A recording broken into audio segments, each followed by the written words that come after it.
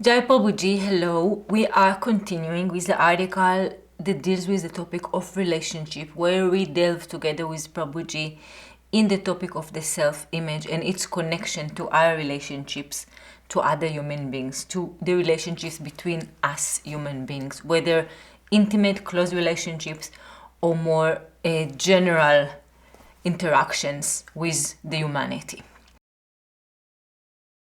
As a consequence, humanity is divided and fractured.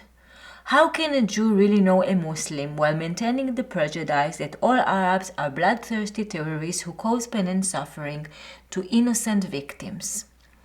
How can an Arab see a Jew as he or she is while thinking that all Jews are criminals? Only when we eradicate the images that we have created of others will we attain true peace and put an end to racism and xenophobia. So in these words of Prabhuji, we see the interconnection between the global relationship that we have as a society as a whole and our intimate, close relationship, interaction between individuals.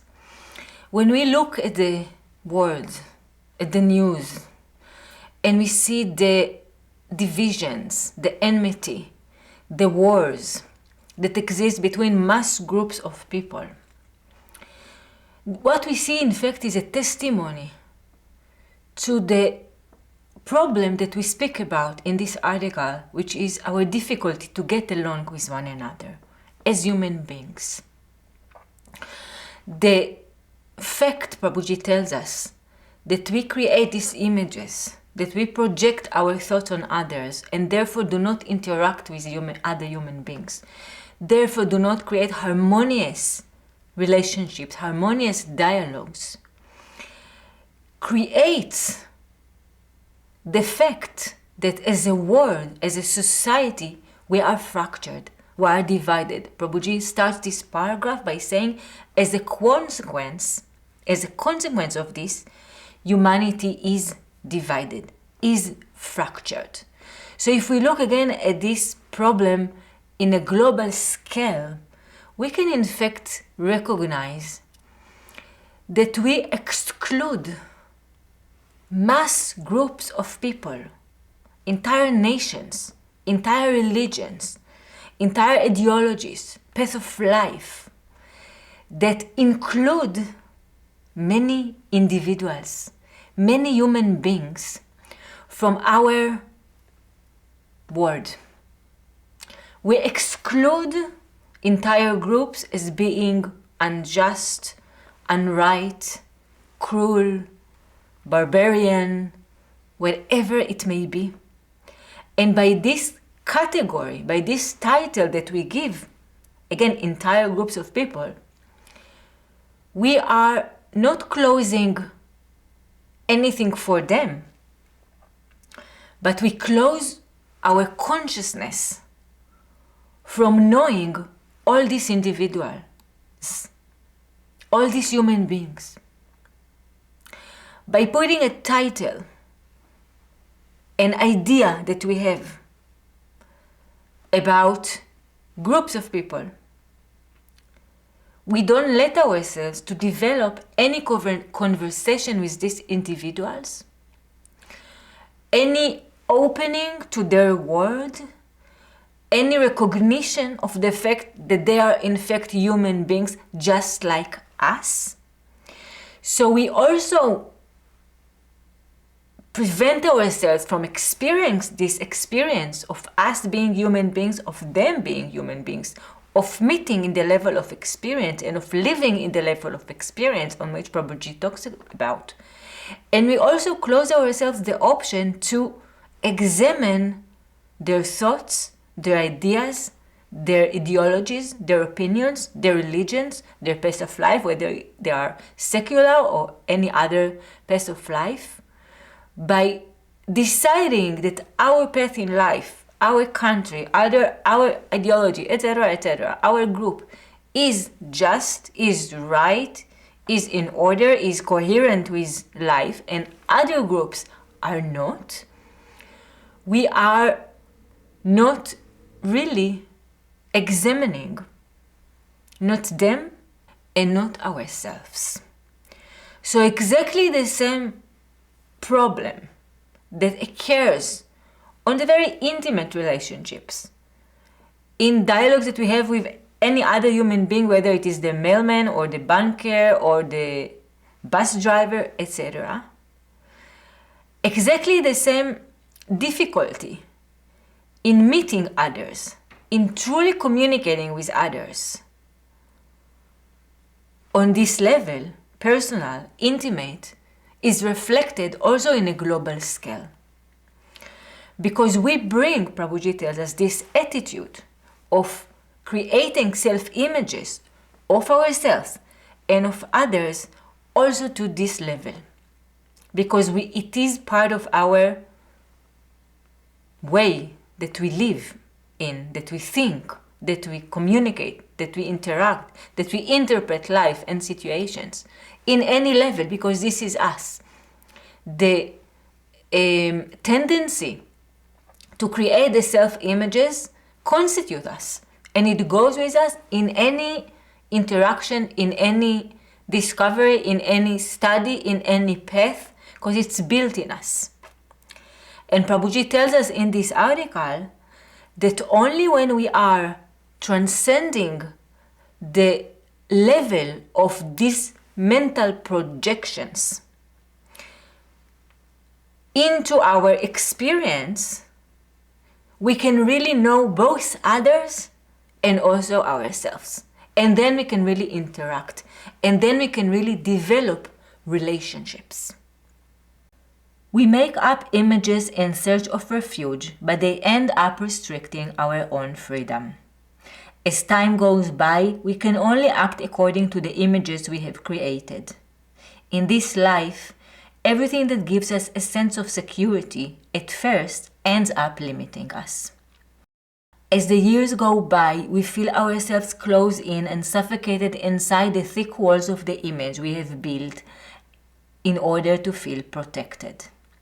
Security limits us, and the more secure we wish to be, the more isolated and disconnected from life we become.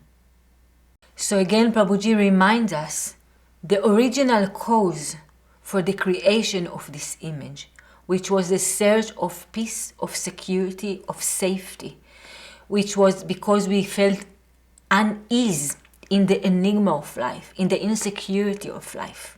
So we created some safe space in which we can live and be protected and be able to cope with the world. However, Prabhuji tells us here, what happened really is that we didn't find peace, we didn't find relaxation, we didn't find safety, but we are experiencing because of it isolation, disconnected from life. And I think that Prabhuji in a way invites us in this saying to consider again the other alternative. If we say that by specific tendencies, actions, attitude, we do not really get the desired results, maybe it will be smart to consider another alternative. We know that Einstein says that if we do the same thing over and over, desiring to experience different results, even though we have experienced similar results over and over, this is insanity.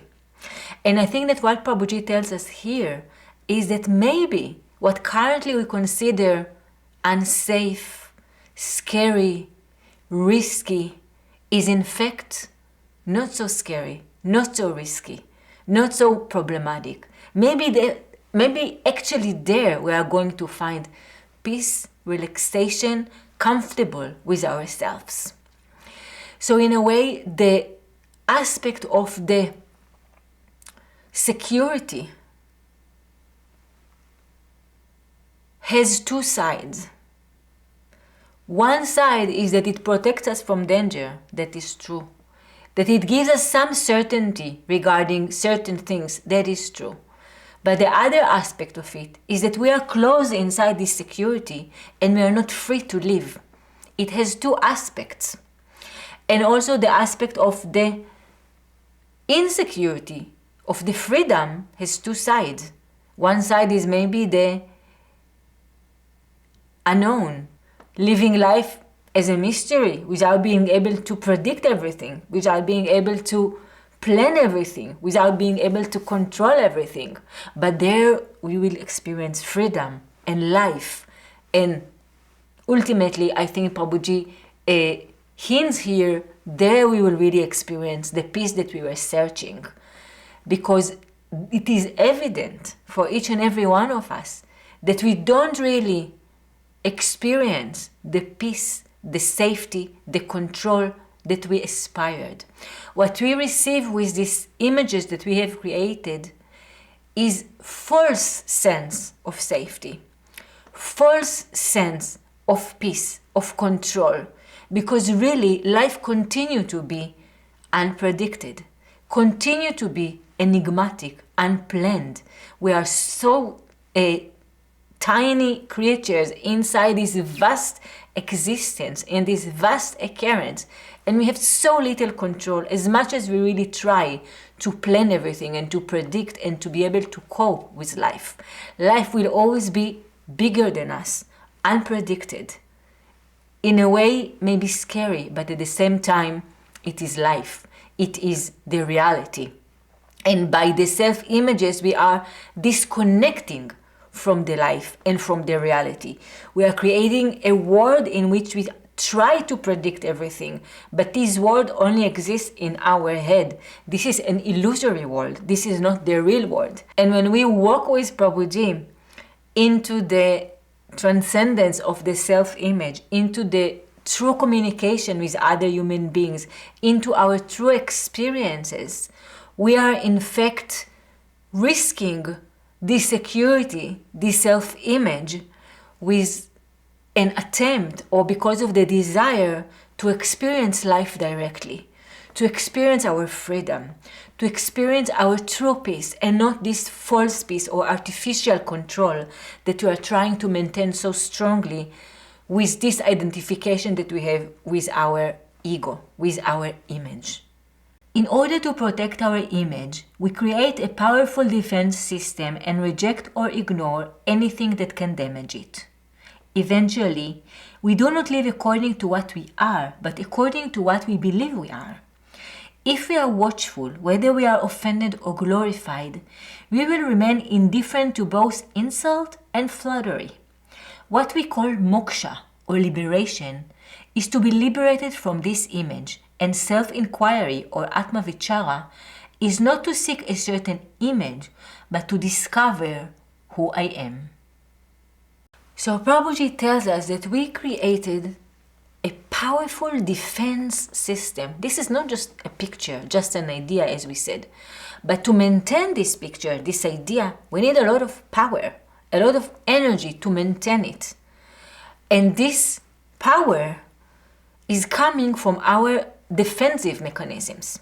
We are defensive with life, and this is why we must keep this self-image, because we use this self-image for our protection, because of fear, because of insecurity, because of unwillingness to experience whatever life brings to us, because this is too scary for us. And here Prabhuji talks about the fact that by watchfulness, by observation, we will witness both glorification and offenses with equal eye. We will be neutral, both to glorification and to insults. And this is a very major aspect regarding the understanding of the self-image and regarding the understanding of the transcendence that we aspire to be in, to the observation. Ultimately, with this self-image, if we examine, what we seek is to be glorified, is to make sense as human beings, is to feel that we are okay, that we are just, that we are smart, that we are victims. And because of this instinctive, mechanical need for glorification because we want to exist, to keep our existence, we are offending others. We are rejecting others. We are seeing faults in so many others, again, whether on a personal scale or a global scale,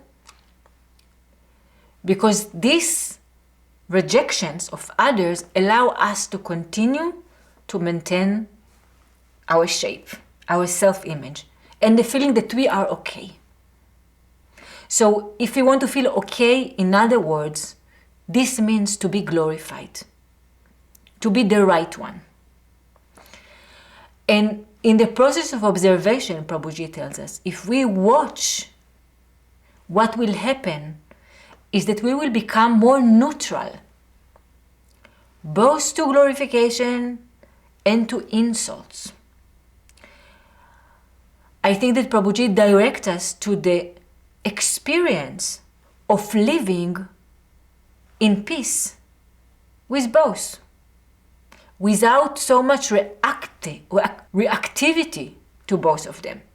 Currently, we are very reactive, both to glorification. We really want it, we really enjoy it. It gives us peace because we are not so sure that we are okay still underneath our strong mechanism. And we are for sure reactive to insults, to anything that degrades us, that makes us feel not okay, that makes us feel diminished. We are afraid of it because this is our protection in life. And this is our, again, attachment to the self-image. Every insult threatens our existence as egos. It's not just a piece of information.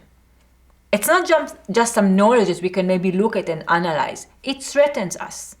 But in the level of the watchfulness, we are less concerned with insult, with glorification, because we are focused on our experience as an essence and not of our existence as images and the value of this image. Then from this level, we can really examine our image. Maybe certain aspects are more true, maybe certain aspects are less true, but we are more relaxed because not all our existence is based on the image. We are existing outside of this image in the watchfulness. And in the watchfulness, in our experience, in our cognition of our essence, regardless of this image, we can also develop relationships. We are not so afraid to be diminished. We are not so attached to glorification. In this world, Prabhuji talks to us about the Atmavichara, the process of self-inquiry that we learn about in Vedanta. That is the Vedantic path that encourages us to examine our reality with viveka, with logic, with intellectual clarity, without attachment to the self-image, which can allow us to be wiser. When we are not attached to the self-image, we are wiser. We can really think, we can start to think. And this Vedantic path, through the intellect, through the logic, helps us to discern what is really us and what is not us. Prabhuji talks to us about the inquiry into who I am. In Vedanta, we are familiar with the method of self-inquiry, of Atmavichara, in which we are examining our current reality. This is something that Prabhuji talks about in his lectures about the Viveka Chudamani. It is a Vedantic book of Shankaracharya. And Prabhuji talks in this lecture about this process of Viveka, of discrimination. That currently in our reality, our self, our essence, is mixed with non-self, with what is not our essence. And we are identifying both of them together as us, as our reality. But in fact, these are different qualities that are lumped together. And Prabhuji gives there an example of a fireball.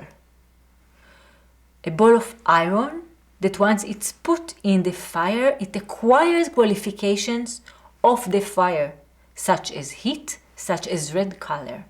What we get is a mix of the iron ball and of the fire. And in order to find the iron ball, we need to remove the qualifications of the fire. We need to watch and examine and to say the heat belongs to the fire. The red color belongs to the fire. What remains is the iron ball. The same process is recommended to us in this path of self-inquiry, whether specifically in Vedanta and of course in any other path of self-inquiry. We want to examine our reality and discern. And in this, which is also explained in this article by Prabhuji, we can recognize that I am belongs to the essence, belongs to the reality that always is. But what will come after the I am belongs to the temporary, belongs to the non-self. So if we can say I am sitting, I am is relating to my essence. Sitting, for sure no, because sometimes I stand and sometimes I sit and sometimes I lie down and sometimes I jump. This is not my reality. This is a temporary occurrence of this I am. I am angry sometimes. Angry belongs to the non-self. I am belongs to the essence, to the true reality that does not change, etc. You can continue. I am 28 years old. Last year I was 27 years old, still I was. Next year, in God's will, I will be 29 years old, still I will be. So this is not me, 28 years old. The body is not me. This is just a temporary occurrence. But the essence, the truth, is always here in our illusionary experience as egos. It is not that everything here is artificial because we are witnessing, we are here experiencing. But our experience is currently mixed with many things that are not us. Prabhuji tells us all these things that are not us, that we think about ourselves, are the self-image, are the ideas that we have about ourselves. And in the process of viveka, of discrimination, of watchfulness, of transcendence, we are isolating, dividing, discriminating between what is not really in us, what is not essential in us. It's changing, and our essence, that is our true experience. To live fully, we must have recognition and connection with our experience. To interact with other human beings, we must be present. We cannot just assume all our existence on the ideas that we have about ourselves and not bring our own existence to this relationship. And by, again, connecting to our experience, we will also be able to listen to other experiences and interact with other experiences on this level of our existence as human beings, transcendentally to this human being and this human being and this category and this title, but as essence. The problem is not thinking, but making up images through thinking. The image is the thinker who is sustained through memory. Since all images are based on the past, they obstruct us from seeing the reality and trap us in an illusory world of memories and fantasies. As long as we live based on images, we remain disconnected from the present reality and the world of facts. So what Prabhuji tells us here, the problem is not thinking, because we oftentimes say that we are existing in the level of thoughts. Prabhuji says in the level of thoughts, we do not think. We are withdrawing thoughts from our memories. We are recycling thoughts. but we are not present, and we are not really thinking. We're not evaluating anything. The images are an idea, as Prabhuji tells us, about this thinker. But this thinker stopped thinking if we live on the level of the images. Prabhuji talks to us here about the connection with the world of facts. So we are sometimes thinking that maybe in the illusory perception of reality, we are interacting in the world of names and forms, and we are aspiring for some transcendental, celestial plan, transcendental experience beyond this world. Prabhuji tells us here just the opposite.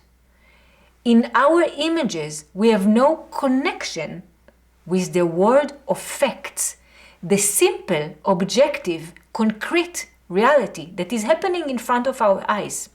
Because we live in our head, in our ideas, in our psychological world, in our emotional world. We are constantly projecting on life our fears, our desires, our ideas, because we are afraid of experiencing the world as it is, the world of facts. And therefore we are preventing an access to the world of facts, to the simple reality, to the objective reality, to the concrete reality. So I think that we can understand from Prabhuji's words here that enlightenment does not mean to experience some plan that currently we have no access to, that is foreign to our experiences as human beings.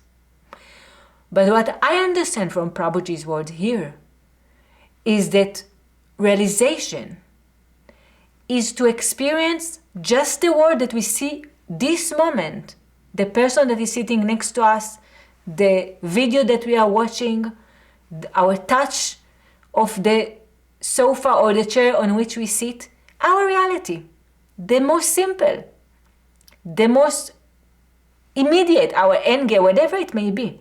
So I think we can understand from Prabhuji that realization means to wake up from our personal world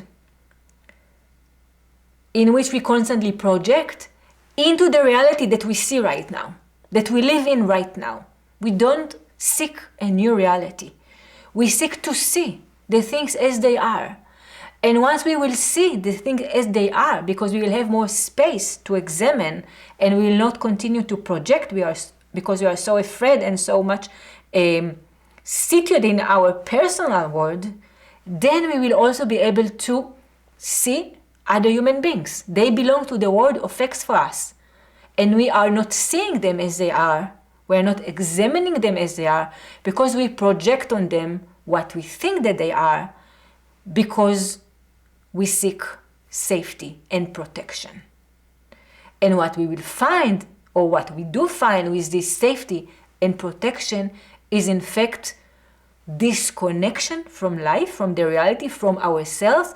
And as Prabhuji told us previously, we do not find peace and safety and the relaxation that we aspire to and for which we created this self-image. We are becoming more and more isolated, more and more disconnected. We live, as we say, in our head. We do not live in the world. We do not see the world. We do not see ourselves, and we do not see other human beings. In order to establish real relationships, we must destroy the images we have of ourselves and others, which means our self-destruction as individuals.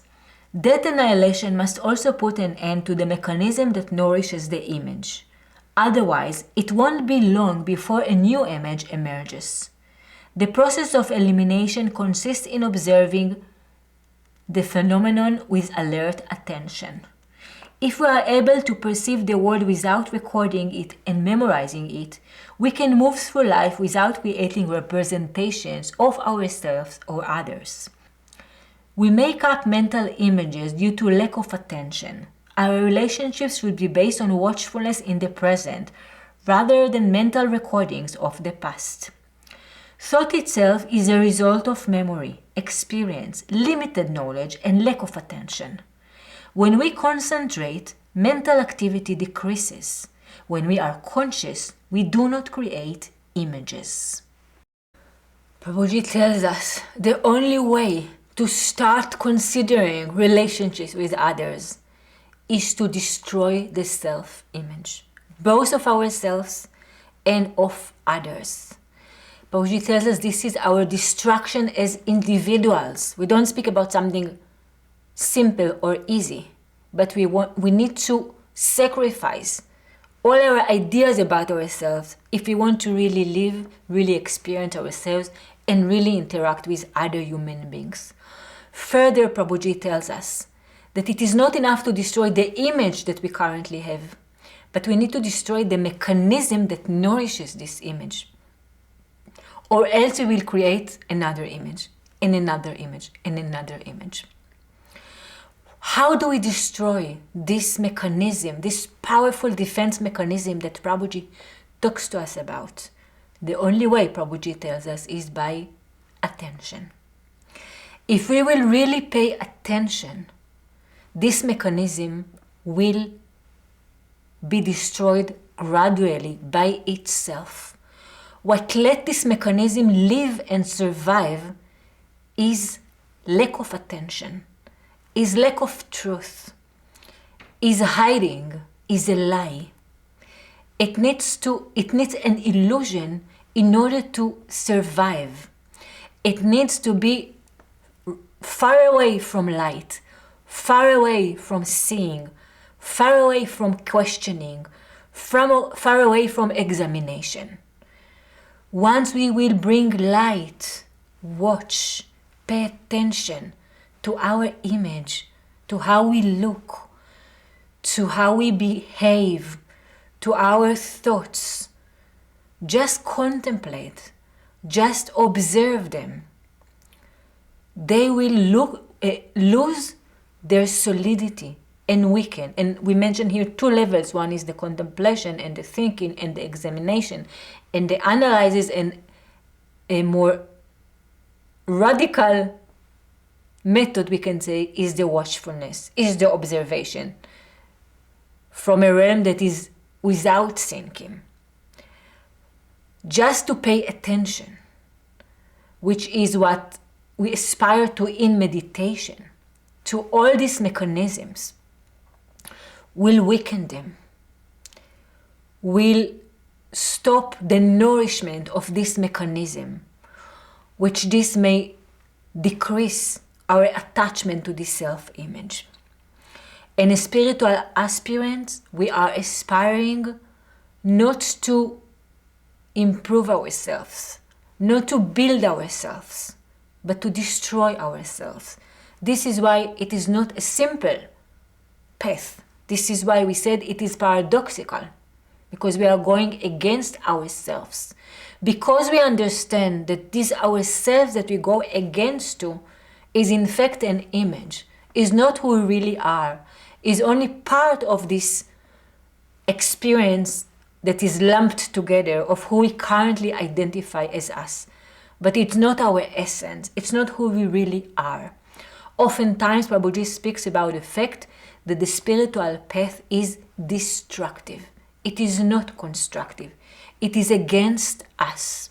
And if we want truth, peace, freedom, true living, true relationship, what we are sacrificing, what we need to sacrifice is our image, is the glorification of ourselves as individuals in favor of seeing reality as it is. And for sure, in this reality, we might be exposed to things that we do not want to see, because this thing threatens our glorification, our existence, our maintaining of the self-image.